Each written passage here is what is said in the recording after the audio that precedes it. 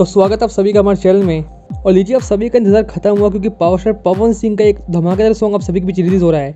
और काफ़ी फैंस का एक क्वेश्चन था कि पवन सिंह का सॉन्ग नहीं आ रहा है। अब सभी के बीच न्यू ईयर पर धमाकेदार एक सॉन्ग आ रहा है जिस सॉन्ग का नाम होगा छपरा से आवता डांसर।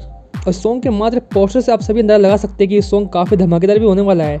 और सॉन्ग में पवन सिंह का लुक भी काफ़ी डिफरेंट दिखने वाला है। सॉन्ग में म्यूजिक दिया है अजय बच्चन ने। वैसे न्यू ईयर पार्टी सॉन्ग होगा ये, जिसको आप सभी के बीच 31 दिसंबर को यानी कल के दिन सुबह 6:30 बजे वर्ल्ड वाइड रिकॉर्ड्स की यूट्यूब चैनल पर रिलीज किया जाएगा। और डायरेक्ट वीडियो में सॉन्ग आप सभी के बीच रिलीज हो रहा है। काफ़ी लोगों के मन में ये सवाल था कि शायद पवन सिंह का इस बार गाना नहीं आएगा, तो ये काफ़ी फैंस निराश भी थे। और कहीं ना कि आप सभी की डिमांड पूरी हुई।